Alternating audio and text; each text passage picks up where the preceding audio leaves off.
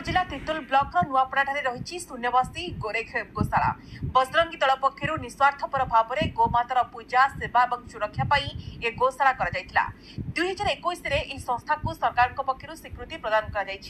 बर्तमान यह गोशाला 150 रु अधिक गाईगोरु अच्छा जिला प्रशासन पक्षर बुला गाईगोरु उद्धार कर गोशाला रखा तेरे अनाहार रहा सहित गत 3 दिन मध्य 6टी गाईगोरु मृत्युवरण कर अभियोग होती गोमाता सेवा करने सहित 4 जन कर्मचारी नियोजित होती तेरे खाद्य अभाव गाई गोरु मृत्यु होता बेले अन्य केतेक रोगरे पीड़ित अच्छा ए संपर्क जगतसिंहपुर जिला मुख्य प्राणी चिकित्सा अधिकारी कहते खूब शीघ्र एक टीम अनुधान पठा सहित आवश्यक औषध और खाद्यर व्यवस्था कर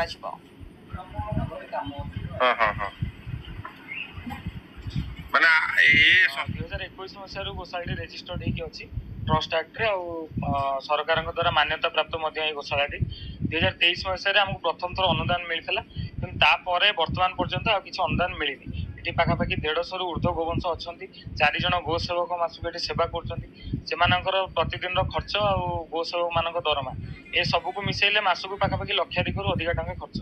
किंतु बर्तमान जेहेतु आमको किसी अनुदान मिलूना आम ये गोवंश मान बचेबू केमी 3 दिन है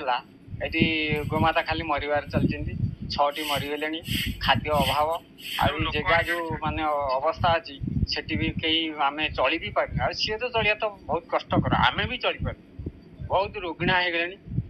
डॉक्टर मैंने आसिले भी जहाँ भी ट्रिटमेंट करेंगे कौन करेंगे ये तो खोला आकाश मैंने वर्षा मेघ पवन काकर खाई असुस्थ सब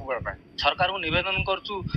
तुरंत पदक्षेप नियंतु एवं 3 दिन भितर 6टा गाई गोरु मले खाଇବା अभाव एमानकर जो भाया अवस्था आप निजे देखु जे से हाड़ कंकाली दिशुची पेट थंतला अच्छी जदि पार्टी फिटू था से आमको किसी कहते तो पार्टी फिटुनी आम मैंने आपको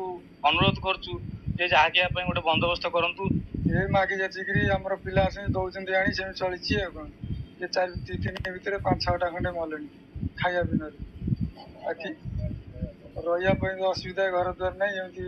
वर्षा दिन दुध जाऊँ गोशाला को ये टीम प्रति सप्ताह जाइए तार देखाशुना चिकित्सा करुँच प्रति मसरे कंसर्न ब्लॉक वेटनरी ऑफिसर माने स्टाफ पठेकी वैक्सीनेशन करुँच। रिलायंस ग्रुप